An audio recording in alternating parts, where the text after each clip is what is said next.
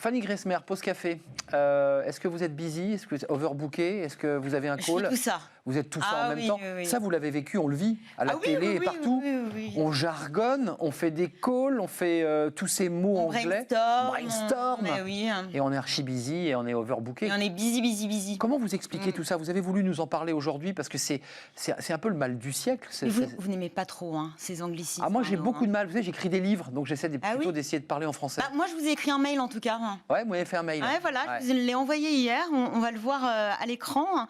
Arnaud, afin de préparer notre call, je vous forward un mail avec le reporting de notre weekly meeting et la roadmap du projet. Nous vous ferons un feedback ASAP pour avancer sur le next step. Je ne l'ai pas lu. Oui, et vous ne m'avez pas répondu. Non, c'est vrai. Demain, c'est la journée internationale de la francophonie. Pour faire honneur à la langue de Molière, je suis partie à la chasse de ces anglicismes qui pullulent dans le jargon de bureau. Le bureau, cet univers impitoyable et propice au franglais, parce que ça devient du franglais à terme. Alors c'est vrai que la langue de Shakespeare a visiblement envahi l'open space. Ils sont là tous les jours, dans nos oreilles, dans notre bouche également. Onboarding, to-do, sourcing, KPA, deadline, débrief. Ces mots anglais saupoudrés dans notre langue, surtout au bureau.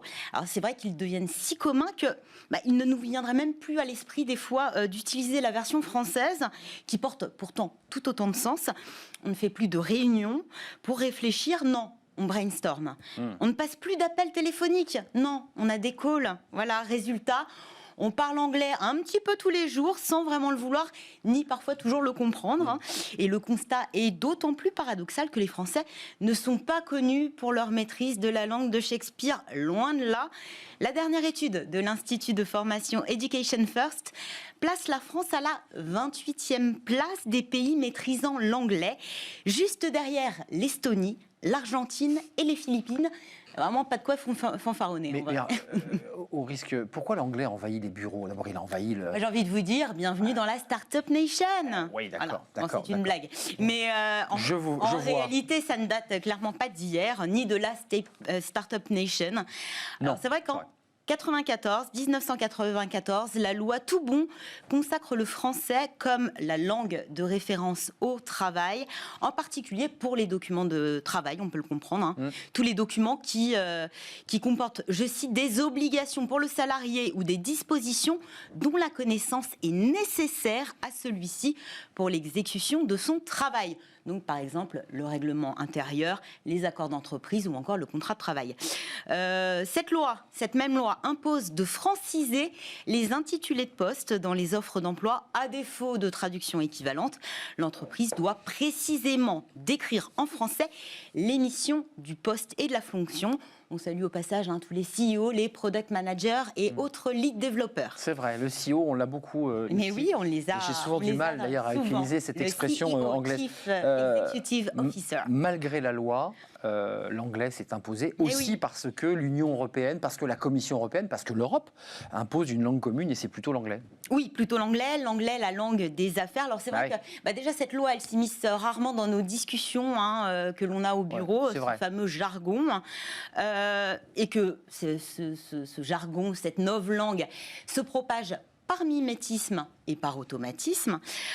Donc, l'anglais, langue du business. Alors, c'est vrai que pour parler affaires, il ne suffit pas ou plus de baragouiner quelques mots en anglais pour se faire comprendre. À se demander si parfois il ne faudrait pas être quasiment bilingue ou presque. Alors, c'est vrai qu'on peut comprendre aisément que dans certains secteurs, l'utilisation de l'anglais ou du franglais puisse être nécessaire, notamment pour correspondre avec l'étranger, échanger. Dans d'autres, on ne voit pas trop ce que ces mots viennent faire là, si ce n'est peut-être un signe d'appartenance. Signe d'appartenance à un groupe. Ce signe d'appartenance professionnelle, en fait, le groupe, c'est lequel? Ceux qui travaillent, et ils travaillent où? Dans un bureau, finalement. Cette novlangue, elle est assez commune à tous ceux qui travaillent dans un bureau et notamment en open space. Enfin, il y a aussi des jargons médicaux, faut pas le négliger. Les médecins utilisent un jargon, alors qui n'est pas forcément anglais, mais qui est totalement incompréhensible. Les bureaux. Mais alors, il y a d'autres raisons, non? Il y a une autre raison qui va vous faire sourire. Alors, je ne sais pas, vous ferez une idée. Voilà, parce que l'anglais, c'est cool. C'est fun. C'est cool, c'est fun, des mots plus courts, plus percutants, plus tendance, j'ai envie de vous dire plus trendy, plus tendance que leur équivalent français qui seront jugés ringard parfois. Pas étonnant donc que l'on associe l'anglais à la réussite professionnelle. Donc ce serait avant tout une question d'image et c'est pas uniquement dans les startups. On utilise ces mots en anglais. Y a des risques, enfin des risques. Oui, enfin des risques limités, mais l'incompréhension, parce que si on n'a pas la définition des mêmes mots, il y a pas mal de linguistes. Oui, c'est un code, le langage. Parce que finalement derrière l'anglais, enfin le français est plus fin. Il y a plus de sens et de subtilité que l'anglais ne recouvre pas. Donc le risque, c'est de faire des mauvaises interprétations, déjà d'une part. Et puis l'idée dans un groupe, c'est de parler la même langue. Donc finalement, à terme, s'il y a une sorte d'obligation inconsciente de se conformer à ce langage, au risque de paraître soit pour un original, soit pour un has-been. Donc les risques, c'est d'exclure, d'une part, mais aussi de creuser le fossé générationnel. Vous savez, le choc des générations, les baby boomers avec la fameuse les jeunes contre les vieux. Génération Y, voire la génération Z. Alors moi, je suis repartie un peu à la recherche de ce Français perdu au bureau. Le vieux François. Voilà. Alors si l'idée de vous inscrire dans la tendance mainstream, ce n'est pas trop votre tasse de thé, moi, je vous propose quelques traductions en français de mots qu'on utilise assez régulièrement. Alors moi, l'équivalent français me convient parfaitement. Alors non, vous n'êtes pas off aujourd'hui. Vous êtes en congé. C'est bien. Ça fonctionne aussi. Vous avez besoin d'un débrief ? Non, vous avez peut-être juste simplement besoin de faire le point ou le bilan d'une réunion. Vous n'avez pas reçu un spam ? Non, mais un pourriel. Un pourriel. C'est un mot québécois, paraît-il. Alors non. C'est très moche. On a le mail qui a été transformé en version française. Bon, ça serait message électronique, mais en courriel. Et quand le courriel est pourri, j'ai envie de dire, ça devient un pourriel. Et non, vous ne participez pas à un brainstorming, mais à un remue-ménage.